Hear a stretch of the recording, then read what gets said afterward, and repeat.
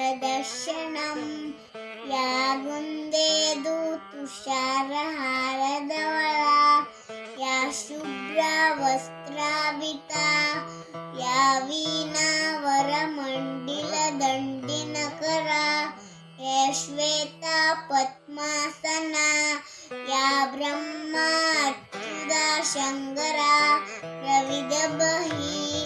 ज्ञाननन्दामायं देवं